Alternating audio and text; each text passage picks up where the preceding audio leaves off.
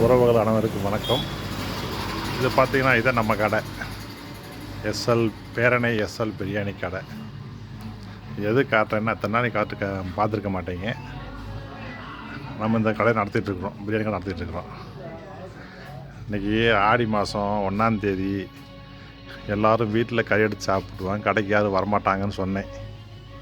இன்றைக்கி கடையை லீவ் விடலான்னு. ஆனால் என்னோடய துணைவியார் போடலாம், கண்டிப்பாக ஓடும் அப்படின்னாங்க. இங்கே பாருங்க, ஓடின ஓட்டத்தை பாருங்கள். தொங்குது பார்த்திங்களா, இது பூரா காடை. 10 காடை வாங்கி போட்டேன். 7 நிற்கிது, 3 தான் ஓடி இருக்குது. அது மாதிரி லெக் பீஸும் 5 தான் போட்டேன். இன்றைக்கி சிம்பிளாக தான் போட்டேன். 5ல் 4 லெக் பீஸ் அப்படியே நிற்கிது.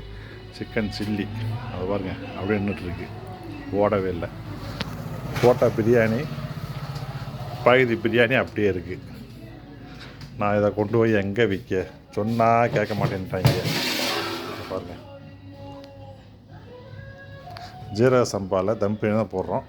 இந்த ஒன்லி லெக் பீஸ் தான் போடுறோம், வேறு பீஸ் தான் போட மாட்டோம். அப்படியே கிடக்கு, போட்டது போட்டபடி எனக்கு என்னன்னு கிடக்கு.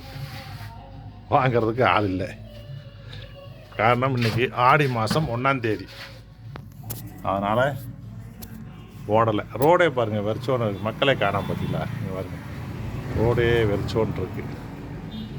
இன்னொரு விஷயம், மக்கள் அணைப்பட்டிக்கு வந்தீங்கன்னா, நிலக்கோட்டை அணைப்பட்டி வந்தீங்கன்னா, ஆற்றுல நீட்டாக குளிச்சுட்டு அப்படியே ஆஞ்சநேயர் சாமி கும்பிட்டு நம்ம கடையில் பிரியாணி சாப்பிட்டு போல வாங்க.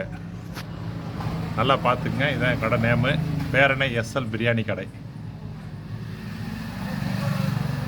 அணைப்பட்டி பக்கம் வர்றவங்க கண்டிப்பாக கடைக்கு வந்துட்டு போங்க, சாப்பிட்டு போங்க. பிரியாணி நல்லாயிருக்கும்.